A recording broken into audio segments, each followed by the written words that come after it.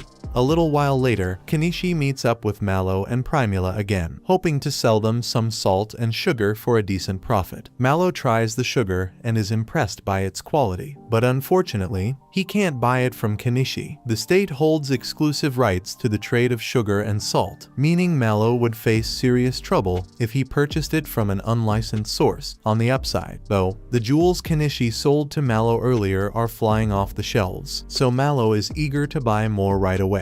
The additional jewels Kenishi sells this time earn him 15 gold coins, equivalent to roughly 3 million yen. With this newfound wealth, Kenishi finally has enough money to buy the log cabin he spotted in his store. He's still amazed that the store even sells entire cabins, and for just 1.7 million yen, no less. It almost feels too good to be true. But Kenishi isn't about to pass up the opportunity, so he goes ahead and purchases the log cabin. Unfortunately, the cabin seems to have been sourced from Walmart, because as soon as Kenishi purchases it, he's buried under a mountain of wooden planks and a set of instructions that make no sense to him. He takes a moment to manually read through the instructions, and just as he feared, assembling the cabin is going to be an enormous headache. However, since he's already paid for it, he has no choice but to push through and get it done. As Kenishi starts working on the construction, the beast folk he helped earlier happen to pass by, and as a gesture of gratitude, they decide to lend him a hand with the build. Several weeks pass, and with the help of the beast folk, Kenishi manages to make consistent progress on building his log cabin while still running his stall. After just under a month of hard work, the cabin is finally finished. Kenishi knows he couldn't have completed it so quickly without the beast folk's assistance, so to show his gratitude, he throws a barbecue party for them. However, even though the cabin itself is done, Kenishi still has a long list of tasks to handle on his own, like painting the walls and roof, and setting up electricity. It takes him another month to sort out all the essentials. But once everything is in place, Kenisha's home becomes completely self-sufficient. He builds a fence around his house and farm, and for electricity, he installs a couple of solar panels. With his dream home finally complete, the first thing Kenishi does to celebrate is enjoy a nice warm bath, though he still needs to figure out how to install indoor plumbing, as it took several bike trips to fill up the bath. The next morning, Kenishi heads to the inn to let Azalea know that he's finished building his forest cabin and won't be staying at the inn anymore. Azalea is a bit surprised, as she didn't think Kenishi was serious when he mentioned wanting to build a house in the forest. Still, she's happy for him and proud that he achieved one of his goals, even if it means she won't get to see him as often anymore. The following day, Kenishi wakes up in his cabin, and with the weather being so beautiful, he decides to head out and take photos of the local flowers. However, his peaceful outing is abruptly interrupted when an arrow whizzes past him, nearly hitting him. Startled, Kenishi tumbles off his bike, but the attack doesn't stop. More arrows are fired, forcing him to take cover behind a tree. The culprits turn out to be a group of new beast folk living in the forest. They explain that they were out hunting and instinctively attacked him, mistaking him for a threat. However, even after realizing that Kenishi is the human who built a cabin in the forest, they remain hostile and decide to kill him anyway. Kenishi has no idea why these beast folk are attacking him, but he's not about to sit back and let them do as they please. He reaches into his inventory, pulls out his slingshot, and fires back.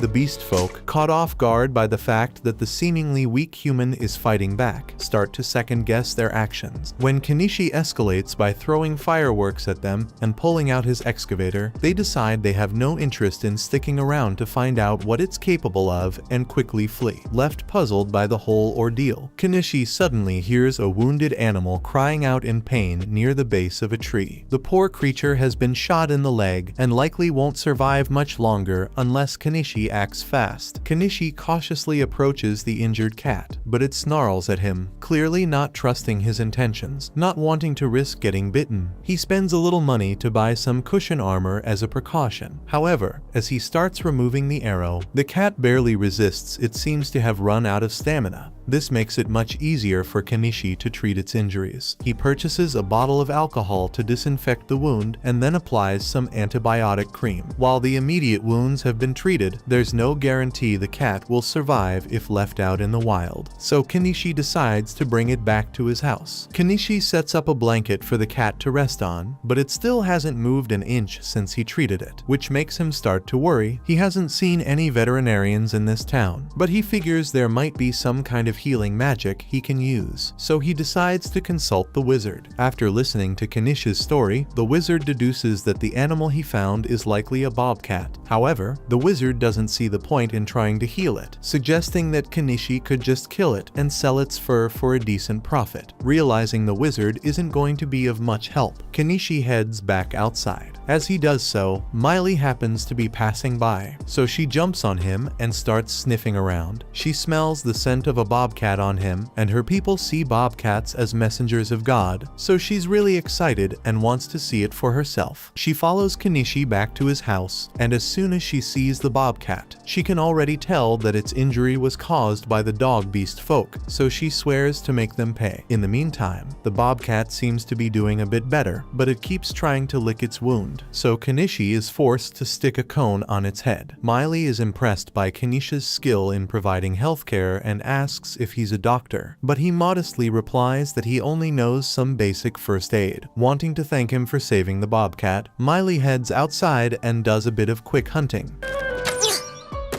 bringing back some bird meat as a gift. Kenishi grills it for their dinner, and after they eat, Miley, feeling exhausted, asks if she can stay the night. Kenishi questions whether it's okay for her to abandon her work to stay, but Miley insists that she's more concerned about the bobcat than her responsibilities at the moment. Kenishi agrees to let her stay, but since he only has one bed, Miley suggests they share it. Later that night, Miley somehow ends up on top of Kenishi. A few days later, the cat is looking looking much healthier, so Kenichi decides it's time to start working on his farm. While he can easily purchase the seedlings and tools he needs, the issue of water still poses a challenge. Running down to the river every time he needs to water his crops would be far too inconvenient. His first thought is to construct a well with a pump, but he decides to leave that task for another day since he's too exhausted to tackle it now. That night, he heads to bed, only to wake up the next morning to the bobcat jumping on his stomach. Although it's a bit painful, Kenichi is glad to see the bobcat so full of energy. Feeling confident in its recovery, he removes its cone and releases it back into the wild to live freely. Now back to that well matter. Kenichi decides to take a few days off from running his stall so he can get to work on it. He drills a hole in the ground and installs an electric pump, so he now has access to fresh water whenever he needs it. To celebrate, he starts filling up his bath so he can take a soak, but all of a sudden, he hears Primula call out to him. He's surprised to see her here, so Primula explains that he didn't open his shop today, so she got a little worried, and Miley told her about his log cabin, so she decided to visit him. She's impressed that Kenichi was able to build all of this on his own, but then she notices the giant excavator next to his house, so she asks him about it. Kenichi doesn't want to have to explain how that thing works, so he just says it's his summon familiar to keep it simple. Primula totally believes him, but now she thinks Kenichi can do magic, so he asks her to keep this a secret when she gets back home. At this time of day, the city gates are likely already closed, meaning Primula won't be able to return home. She's fully aware of that, which is why she plans to spend the night at Kenichi's place. Even when Kenichi points out that he only has one bed, she insists that it's not an issue. Noticing the barrel behind him, she asks what it's for, and Kenichi explains that it's a hot bath. Excited by the idea, Primula asks if she can try it out. By nightfall, Kenichi heats up the bath, and Primula eagerly gets in, enjoying the soothing warmth. However, being out in the middle of the woods starts to make her feel uneasy, so she calls out to Kenichi. He reassures her that he's sitting just on the other side of the wall, but Primula says she'd feel more comfortable if she could see him face to face. After finishing her bath, Kenichi hands Primula a bathrobe to change into. She falls in love with how warm and cozy it feels and immediately asks if she can buy it from him. Kenichi initially says it's not for sale, but after her persistent pleading, he agrees to sell her a couple of bathrobes. Later, he gives her a nightgown to wear for bed, and Primula is amazed by the variety of high-quality items Kenichi has in his possession. She confidently tells him that he could easily become the greatest merchant in the kingdom if he set his mind to it. However, Kenichi explains that he has no interest in such an ambition, as it would only attract unwanted attention from the local nobles and create unnecessary trouble. All he wants is to live a peaceful life and earn enough money to stay comfortable. Hearing this, Primula promises to do whatever she can to help him maintain his quiet, simple lifestyle. A little while later, they go to bed, but Kenichi doesn't want a repeat of what happened with Miley, so he decides to just buy a second bed for Primula for the night to avoid any funny business. Meanwhile, over in the outlaws' camp, Shaga seems to have received a job from someone really important, so this could spell trouble in the future. The next morning, Kenichi takes Primula back home, and while he's there, he decides to talk with Mallow about those bathrobes Primula asked about. Mallow is intrigued by the strange fabric, so he thinks it will sell really well. And since they are on the topic, Kenichi decides to bring up the possibility of selling something a little more spicy. Primula certainly seems interested, but Mallow shuts that idea down immediately. Just then, Margaret enters the room to deliver the ledgers Mallow had requested. Noticing Kenichi's curiosity, Mallow explains that he's in the middle of rewriting the old ledgers because the Empire recently introduced a brilliant new system for tracking sales, double-entry bookkeeping. Kenichi is stunned, as the double-entry system was a standard practice back in Japan. This reminds him of something Mallow had mentioned earlier about the Empire's rapid growth being driven by the inventions of a certain man. As it happens, Mallow was just about to test one of this man's latest inventions, which, to Kenichi's surprise, turns out to be a pitcher pump. This revelation only heightens Kenichi's suspicions, creating something as advanced as a pitcher pump would require prior knowledge, strongly suggesting that someone else from Japan may have been sent to this world. Kenichi feels slightly uneasy, realizing he might have competition. Over the next few days, Primula makes occasional visits to Kenichi and often spends the night at his place. However, However, tonight is different. She's leaving for a supply run tomorrow and won't be able to visit for a while. Before she leaves, she asks Kenichi if he still has that spicy nightgown because she'd like to buy it from him. Curious, Kenichi jokingly asks if she's trying to seduce someone, and to his surprise, Primula admits that the person she's after is him. Kenichi is caught off guard and doesn't know how to respond. He doesn't feel it's appropriate to have that kind of relationship with Primula, especially since he's friends with Mallow, and he doubts Mallow would approve of Primula pursuing an older man like him. However, Primula assures him that she already has her father's blessing, so that won't be an issue. Even so, Kenichi feels overwhelmed with everything going on in his life and tells Primula he isn't ready for a relationship right now, asking if she would be willing to put the conversation on hold. Primula agrees, but makes one request: she wants to share the same bed with Kenichi at least once before she leaves, even if it's just to sleep beside him. The next morning, Kenichi gets an unexpected visit from a knight, who turns out to be the same man he sold a sword to previously. His name is Norseball, and he explains that he was sent to investigate reports of a strange old man living in the woods. However, since he already knows Kenichi, he assures him that he can report back that there's nothing suspicious going on here. Before departing, Norseball shares some intriguing news. There's a mage in the Empire who invented a remarkable condiment called mayonnaise and somehow managed to defeat a dragon with it. Kenichi immediately suspects that this mysterious mage must also be someone from Japan. With the sheer accomplishments of this individual, Kenichi can't help but feel a bit outclassed.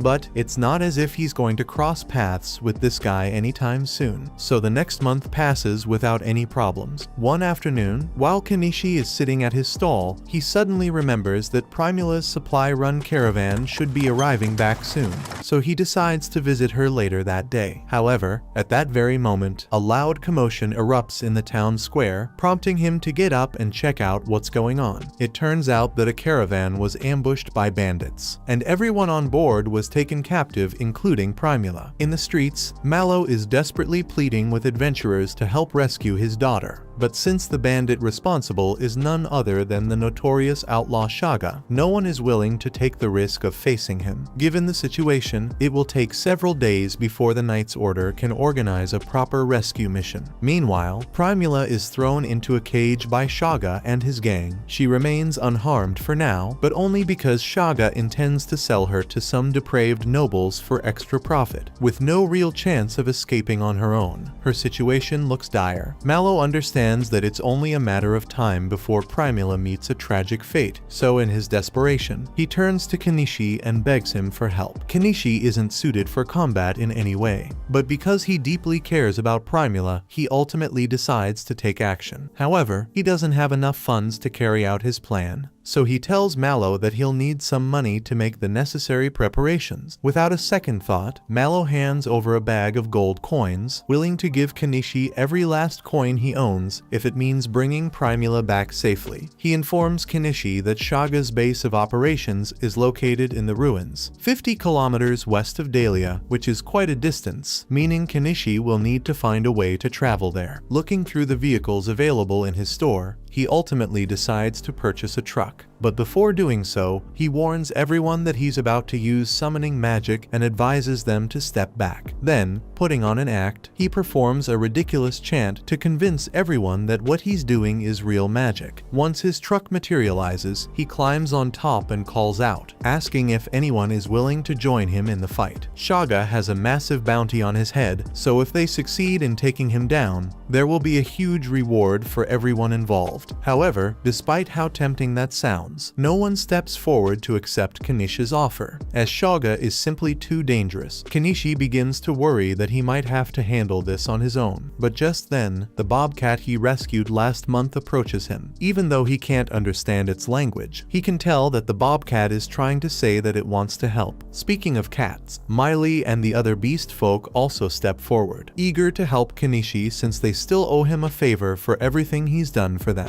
Seeing that he has allies willing to fight alongside him, Kenichi is relieved and immediately starts preparing them for battle. He buys a compound bow for Miley Miley, while her brothers receive an axe and some swords. Just then, he hears another voice offering to help, and when he looks down, he sees Norseball standing there. Kenishi feels much more confident, knowing that an experienced knight will be joining them, though he can't help but wonder why Norseball just happened to be strolling through town in full armor. Norseball explains that he recently had a new sword forged using the steel Kenishi provided him, and he's been looking for an opportunity to put it to the test all day. Taking down some bandits seems like the perfect chance to do just that. One more person steps forward, expressing their desire to join, but to Kenishi's surprise, it turns out to be the magic shop owner. Kenishi immediately tries to dissuade him, insisting that it's too dangerous for someone his age. However, the old man reveals that he was once a mage in his younger days, and despite his age, his fire spells are just as deadly as they were in his prime. Realizing that having a powerful mage on their side would be a huge advantage, Kenishi decides to let him come along. But then, Anama insists that she wants to come along as well. Kenishi tries to convince her to stay behind, pointing out that she wouldn't be able to contribute anything in a fight. However, despite not being a fighter, she argues that she can still offer moral support and cook meals for the group. She also reassures him that the moment a fight breaks out, she'll run away, so he won't have to worry about protecting her. In the end, Kenishi agrees to let Anama join for moral support, but he immediately refuses when Mallow expresses his desire to come too. He firmly tells him to stay put and wait for Primula's safe return. Kenishi once again asks if anyone else is willing to join them, but the rest of the people are too afraid to face Shaga. One by one, they step back, and before long, the crowd disperses. It seems that the 9 of them will have to take on this challenge alone. Before setting out, Kenishi makes a stop at the guild,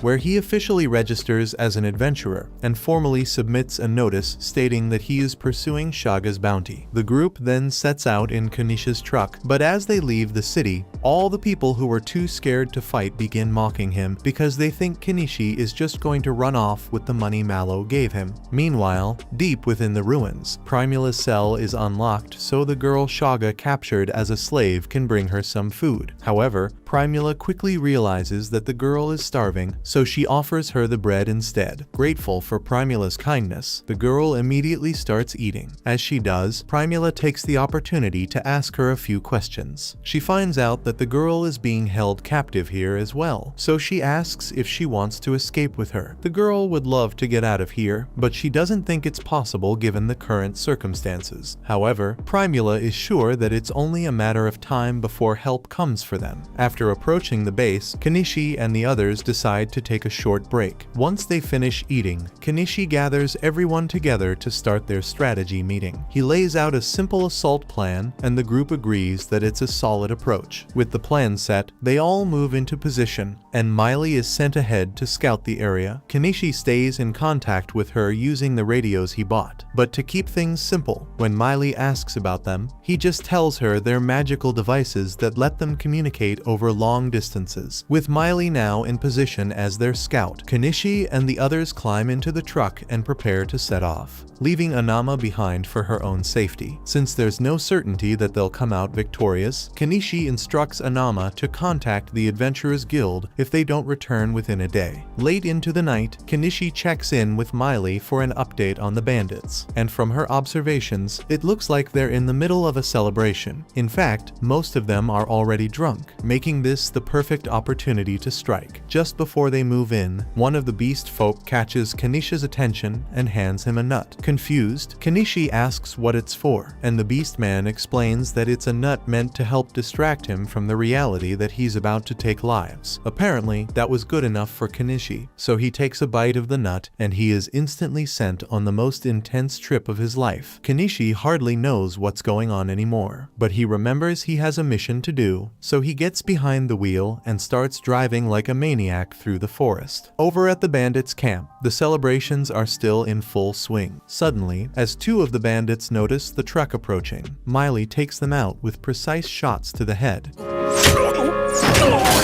With that done, the next obstacle is the castle gate. To handle it, the old man climbs onto the truck's roof and casts an explosion spell, blasting a hole straight through. At this point, the entire bandit camp is on high alert, but it's already too late. Kenichi and the others have made it inside. Because the bandits had been drinking heavily beforehand, they're all intoxicated and unarmored, making them easy targets. Miley and her brothers swiftly take down the first few who get within range. Meanwhile, Norseball steps out of the truck, eager to christen his new sword with the blood of his enemies. Kenichi is so impressed by Norseball's strength that he gets distracted, and a bandit tries to use the opportunity to stab him in the back. But luckily, the Bobcat steps in to save him just in time. More bandits begin emerging from the ruins, so Kenichi decides to pull out the big guns and summons his bulldozer to squish them. The beast folk continue to take down as many bandits as they can, while Norseball is busy flaunting his superiority over them. Meanwhile, Kenichi is wreaking havoc with his bulldozer, sending the bandits into a panic. In the chaos, he accidentally crashes through one of the walls, revealing a large group of the bandits' prisoners inside. Hoping to find Primula among them, he quickly scans the area, but to his horror, it turns out that Shaga had foreseen their rescue attempt. He's holding Primula hostage at the top of a tower. Primula is relieved that Kenichi actually came to rescue her, but Shaga is mortified because all his men have been wiped out. He assumed that a party would be sent to rescue Primula eventually, but he never could have imagined that they would be this strong. However, even with the current situation, Shaga still thinks he has the upper hand. He orders Kenichi and the others to drop their weapons immediately if they don't want him to stab her on the spot. Everyone hesitates, unwilling to make a move that could put Primula in danger, but Kenichi has no intention of letting Shaga get away. While Shaga is distracted, Kenichi discreetly buys a laser pointer and signals Miley, instructing her to take the shot as soon as he gives the command. Miley understands the signal, so Kenichi directs the laser pointer at Shaga's eye to momentarily blind him. The instant Shaga releases Primula in pain, Miley fires a shot, hitting him right in the shoulder. Wasting no time, Kenichi rushes up the stairs to get Primula to safety, but as Shaga regains his vision, he prepares to launch an attack on the two of them. Luckily, before he can do anything, the slave girl uses some kind of magic to knock him down the stairs, and once he hits the ground, he is perfectly lined up for Miley to give him a headshot. With that, the group emerges victorious, and Primula is finally safe. Their first move is to send Nyanji back to inform Anami of the good news. After that, Kenichi stores his vehicles away and purchases clothes for all the prisoners they manage to rescue. As everyone takes the time to clean themselves up, he notices the little girl and asks Primula to help wash her. While she's at it, he also hands her a pair of scissors so she can trim the girl's hair. Primula glances at the scissors and instantly asks Kenichi if he can sell her more, pointing out that they would be a highly popular item. However, before she can continue, the other women quickly remind her that she's completely naked, causing her to step back in embarrassment. Once everyone is dressed, Kenichi approaches the little girl and introduces himself. She tells him her name is Anemone and reveals that she has an important letter to deliver. The letter exposes the noble who has been funding Shaga's kidnappings, and upon hearing this, Norseball vows to ensure that the noble is brought to justice for his crimes. With that, the incident is finally resolved, and it seems they'll be able to return to Dahlia without any trouble. But before that, exhaustion catches up with everyone, and they all settle in for the night to get some much-needed rest. As the morning arrives, Kenichi drives everyone back to town, where the townspeople eagerly wait, curious to see if he has managed to accomplish his mission. As his truck rolls into town square, Primula quickly hops out and rushes into her father's embrace, overjoyed to see him again. While they share their heartfelt reunion, Mallow's attention is drawn to the dress Primula is wearing, noticing its impressive quality. With pride, she informs him that it was Kenichi who gifted it to her. In that moment, both of them come to the same realization. Speaking of Kenichi, Mallow still hasn't had the chance to properly thank him, so he approaches him and sincerely expresses his gratitude for helping bring his daughter back. While he's at it, Mallow also asks whether Kenichi was able to recover all the stolen goods from Shaga and his crew. In response, Kenichi explains that he stored everything in his item box, but the contents aren't quite what one might expect. What Kenichi actually has in his item box is a collection of heads. Back in the ruins, instructions. Before Kenichi and the others made their way back to town, the beast folk informed him that he would have to take the heads of all the bandits. Shaga and his gang are quite well known, which means there's a hefty bounty on them. However, to claim the reward, Kenichi must provide Shaga's head as proof of his death. But since all those heads will start to stink before long, it would be far more convenient if Kenichi could store them inside his item box. This is without a doubt one of the more unsettling tasks Kenichi has had to handle, but he doesn't have much of a choice, so he begins placing the heads into his item box. While doing so, he also gathers up everything the bandits had stolen, including a sack filled with 100 gold coins and several valuable items. On top of that, he ends up taking all the women who had been held captive by Shaga, though he's unsure about what to do with them. Before returning to town, he asked them if they wanted him to take them back to their villages. Some agreed, wanting to go home, but for others, their situation was different when they were captured. Shaga had burned their homes and slaughtered their families, leaving them with nowhere to return to. Understanding their predicament, Kenichi offered to take all of them back to Dahlia with him, as they would have a better chance at rebuilding their lives there. The women seemed absolutely delighted by the idea. Kenichi then looks over at Anemone and asks if she knows where her hometown is. She tells him that her village is called Europe, but it's pretty far from here, about 800 kilometers away, so getting her back there would be a long and difficult journey. Still, Kenichi is willing to make it happen if that's what she wants. However, Anemone has no desire to return to that village, as her own people had sold her into slavery. In that case, Kenichi asks her if she would like to come with him to Dahlia, and Ain immediately agrees. Kenichi then spends a while driving the women to their various destinations, and once that's done, he heads to the guild with the others to claim the bounty. The guild receptionist panics the moment a severed head is placed in front of her, but that's just the beginning. There are 50 more to go. So, Kenichi starts pulling them out of his storage one by one, with all these heads to inspect. The guild staff have a long and tedious task ahead of them. Meanwhile, Kenichi steps aside to take a break while they handle the work. The wizard approaches Kenichi and warns him that with his unusual summoning magic and exceptionally large item box, things could get really complicated if the nobles ever find out about him. But that's all the more reason for Kenichi to make sure he keeps a low profile. Speaking of nobles, Norseball walks up to Kenichi and tells him he's going to go meet with the local Count Asclepius to inform him of the corrupt nobles that were secretly backing Shaga's crime operation. So, he's going to be leaving now. Later that night, the guild finally completes the process of calculating the reward, which amounts to a total of 861 gold coins. Kenichi, wanting to be fair, suggests dividing it equally among everyone. However, Anama insists that she doesn't deserve a portion,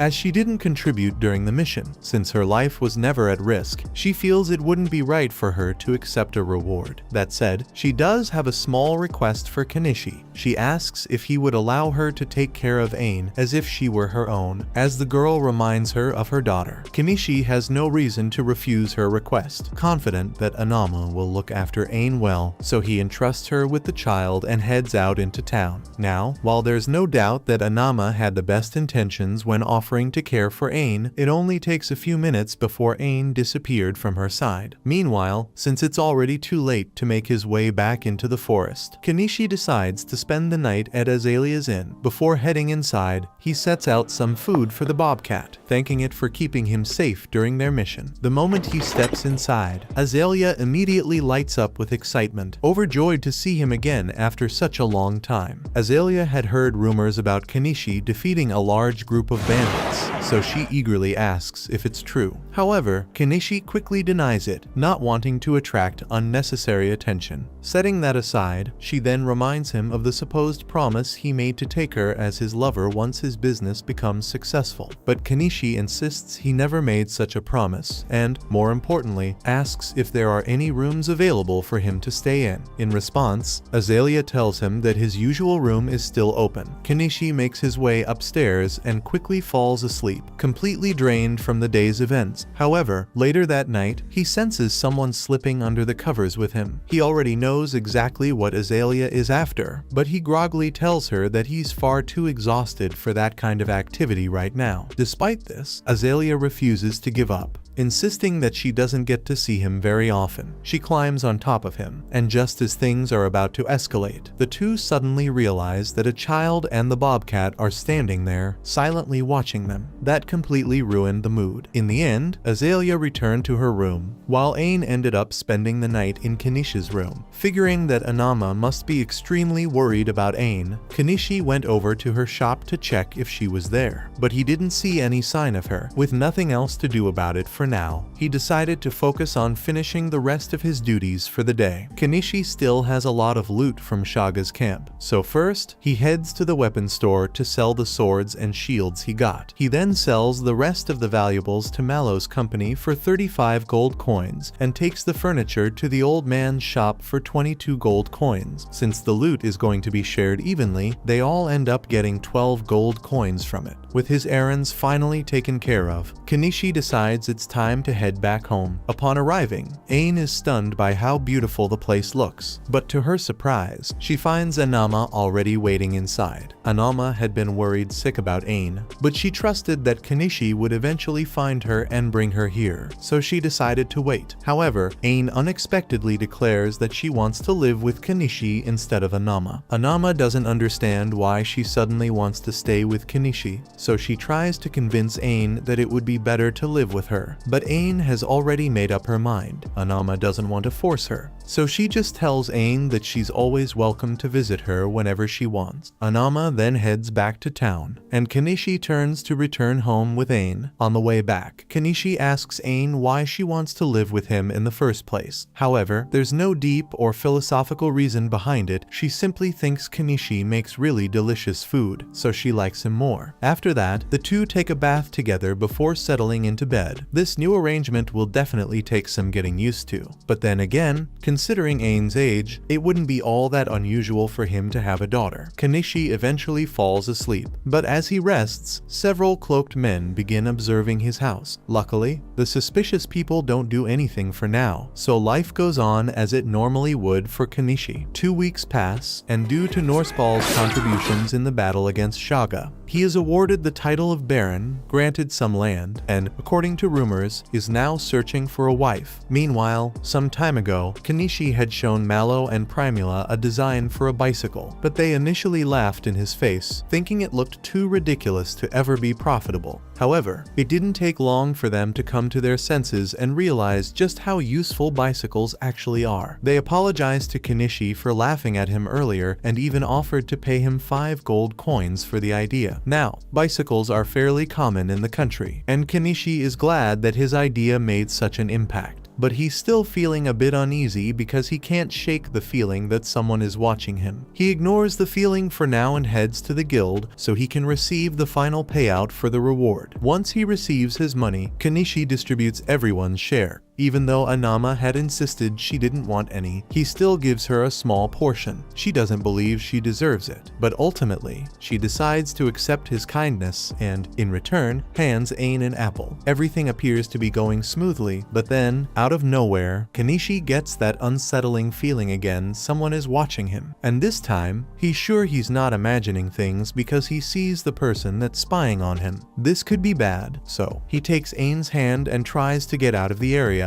But he soon realizes he is being followed by more cloaked people. He's backed into a corner, so his only option is to run into the alleyway to get away. However, at the end of the alley, he finds himself blocked in by a carriage. The cloaked men finally catch up to him, informing him that their boss wants to meet him alive. They assure him that if he cooperates, there will be no need for violence. With few options at his disposal, Kanishi pretends to go along with their demands. However, just as they're about to load him into the carriage, he quickly pulls some firecrackers from his inventory and hurls them at the cloaked men and inside the carriage. This provides enough of a distraction for him and Ain to crawl under the carriage, and now that he has created some distance, he pulls out a crossbow and points it at the men. He threatens to shoot them if they don't leave him alone, and since the kidnappers don't have any long-range weapons of their own, they are forced to flee. Kanishi lets out a sigh of relief, glad that he managed to escape. Moments later, Mallow arrives in his carriage. Having heard the commotion, he offers Kanishi and Ain a ride. and as they travel together, Kenichi explains everything that just happened. He suspects that this was the work of a noble affiliated with the anti-monarchy faction. Mallow recommends that Kenichi meet with the local lord, Asclepius, to secure some protection, while Kenichi agrees that it might not be a bad idea. He hesitates, worried that Asclepius could end up demanding that he start paying taxes, and he absolutely hates taxes. In the end, he figures it might be a better option to simply leave the city altogether. After returning home, Mallow tells Primula about Kenichi's decision to leave town, and Primula is upset because they haven't even gotten to properly thank Kenichi for everything he did for them. The bicycles were such a popular item that the local lord granted them a family name because of it, and as such, they owe Kenichi a great debt, so they can't allow him to leave until that debt has been fully repaid. Because of this, Primula has made up her mind to leave town with him and spend as much time with Kenichi as she can. She had already attempted to win his affection once before, only to be rejected. However, when she was kidnapped, Kenichi didn't hesitate for even a moment to risk his life to rescue her. So, Primula is convinced that Kenichi must care about her deeply, and if that's the case, then he'll surely wait to see her before leaving town. However, it turns out she may have overestimated his feelings because he's already gone, and not just him, but his entire house as well. Meanwhile, Kenichi is cruising along on his new motorcycle, and he must be pretty confident in his riding skills because he only bought a helmet for Ain, not for himself. As he rides, he happens to spot a familiar carriage and knows who it belongs to, so he pulls up beside Fayu and greets him. It's been quite some time since Kenichi last saw Fayu, so they take a moment to catch up. During their conversation, Fayu learns that Kenichi did, in fact, become a merchant. He also discovers that Kenichi was the one who came up with the bicycle invention, now has a daughter, and is currently on the road. Naturally, this makes him curious about where they're headed next. Kenichi explains that he and his new family are traveling, though he isn't entirely sure where their journey will take them. Fayu wishes them luck, and with that, Kenichi and the others jumps back onto the motorcycle and speed up riding off into the distance. Kenichi and Anemone have been on the road for quite some time now, covering a distance of nearly 100 kilometers from Dahlia. However, they are only about 5 or 6 kilometers away from their next stop, the town of Astrantia. During their journey, Kenichi has been camping alongside Anemone, preparing all kinds of delicious meals, making this experience quite similar to the peaceful life he has always dreamed of. Even so, with Anemone by his side, he feels the need to find a more permanent place to settle down soon. For her well-being, to help him find the next town, Kenichi purchases a drone and sends it up to survey the surroundings. He soon discovers that the river flows into a lake, with Astrantia likely situated on the opposite shore. With that in mind, he takes Anemone and the bobcat and begins traveling downstream. Eventually, they reach a spot that offers a beautiful view of the lake, prompting Kenichi to let Anemone and the bobcat play in the water for a while. Since the area looks so appealing, he decides that this will be the perfect place